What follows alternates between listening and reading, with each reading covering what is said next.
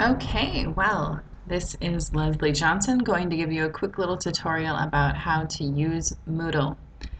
If you have any questions, please do let me know. I might skip over things, but that's the beauty of video. You can always go back and look at it yourself, or you can come find me. So, of course, you want to enter Moodle through our nice little shortcut there.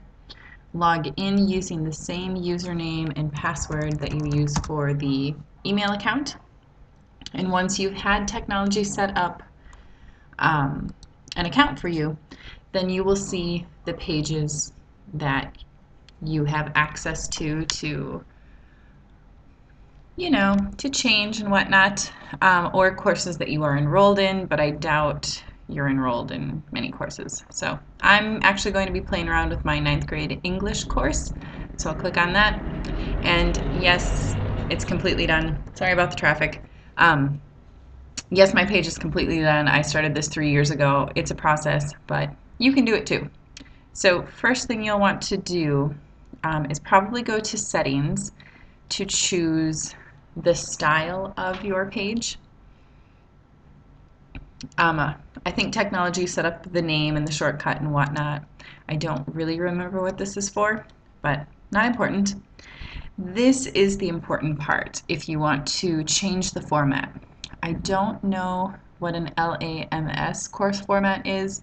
I tried it, it didn't work. The SCORMs, I haven't actually used them. They're quite popular for math and science, if I remember correctly. It's something about shareable content, online resource material. So if you could find SCORMs, I guess you could do that. The social format, I'll show you that because you can actually switch in and out of this, I think. So you can just select that, and I can go down here to save changes, and you will see in a moment that it just highlights a discussion topic. So if you just want to have a discussion-based course, that could be an effective thing for you. However, I use it to give students a lot of resources, so I do not necessarily do just the social format, excuse me. So let's take a look at the topics format. Actually, no, let's skip down to the weekly format because, again, I don't use this. You can change the number of weeks. You would then change the course start date because you'll see how that messes with the dates that show up. Because for each topic block, it will give a range of dates. So you'll see here this is technically not a topic block on the top here. This is just like your welcome block, if you will. Hence the reason I have the name of the course, my name, my email address, the link to the online textbook, and just some helpful resources for students. But here you see, remember that start date was August 21st? Well, my first block has the first week of school from 2010. Which is not correct anymore. And you'll see that each topic block then has the date. So we can go all the way down and you'll see it just keeps showing up. I don't go through a topic a week, so I prefer to use the topic setting. And I'll show you that now. If you want to use the weekly setting, I know for math teachers that has worked well. I'm sure it would work well in other areas as well. Now I currently have 20 topics, which sounds like a lot, but you can have like up to 52, so I guess I'm doing okay. I'm going to choose 21 so you can see where that new topic block goes.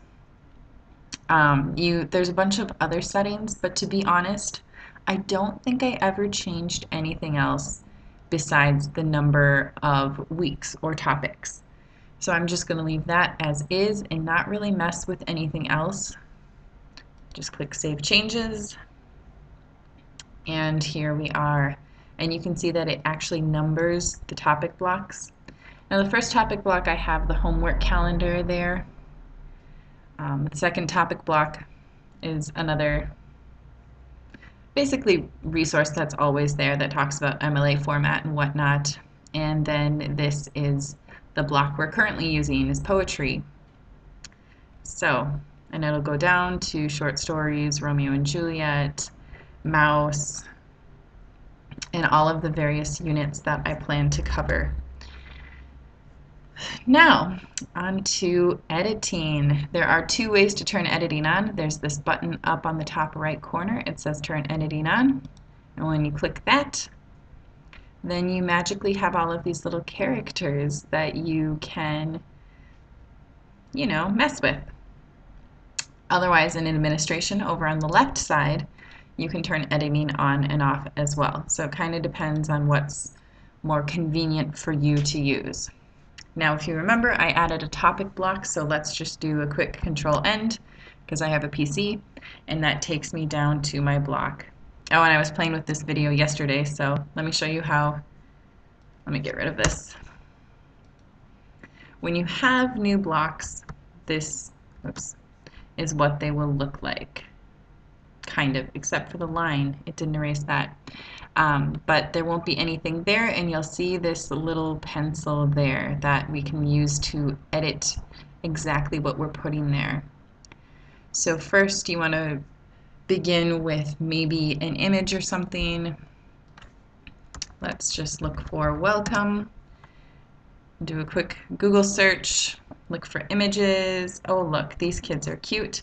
So I can click on that, and what you can do is right click, and sometimes if you copy the image it works well. Otherwise you can copy the image location, and when you click on the picture, which is insert image, hopefully this text editor looks rather familiar. If you don't know what something is, like this little anchor, I don't really know. Oh, apparently I can create an anchor. You just hover your mouse over and you can find out what these little tools do. Nothing too special there, I don't think. So if we insert an image, it tells me to insert the URL, so we'll just paste that in there. And the alternate text it always asks for, I'm just going to write welcome. You can set the alignment. Let's say we want, oh no, I don't think I want to use this. You can kind of put it wherever you want once you've already inserted the image, so I'm just going to insert, oh, and you can see I'm using Cam Studio Recorder to create this video. Now I can't really see exactly what's happening, so one handy tool is this Enlarge Editor. So when you click on that, then it opens the text in a different window. Now to make sure that your resizing doesn't mess up the overall quality of the picture, click and hold the Shift key while you drag the image down. Then it doesn't really matter where exactly I go with the mouse. Like I can, I don't have to be completely right on. You can see where my mouse is not exactly within the picture, and that's okay. It's still perfectly square and not distorted, and that's exactly what I was going for. Except this is a very large image, so I'm just going to continue to scale it down. Maybe that's too small, but you know what? Let's just go with it.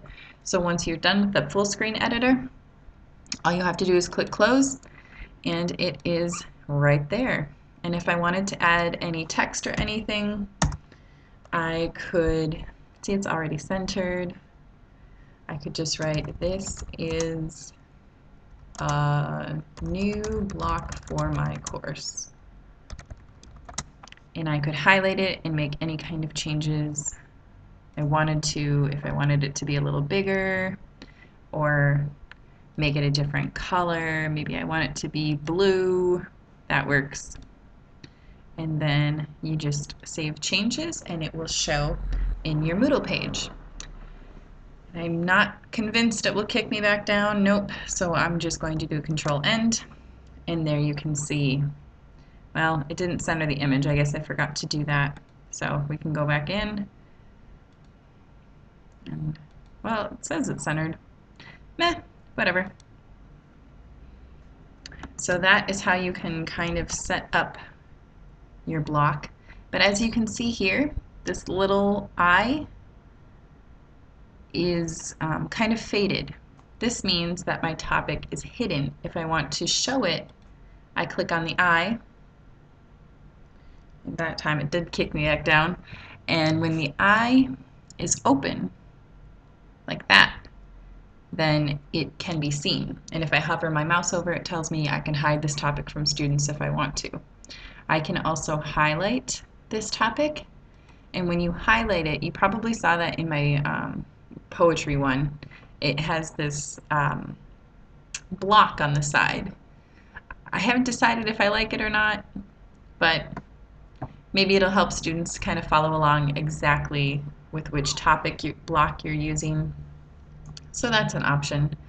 The other thing I'll talk about once it's done thinking is this little up-down arrow. You can move the topic blocks up or down as needed. Wow, this is taking a long time. Well, let's just kill that and refresh. Sorry about that. This is what happens sometimes. And yes, now it's not highlighted, so that's good. This one means show only topic 21. And when you do that, when you click on that, that's the only thing that will show up in my entire Moodle page. Just that big, like, welcome block. And then my first, well, actually my 21st topic block becomes my only topic block. Now, if you want to see how this looks for students, this nice little switch roll up here is really handy. So you can switch roll the student, and then you will see exactly what your students see. So you can see that they see the welcome, and this is a new block for my course.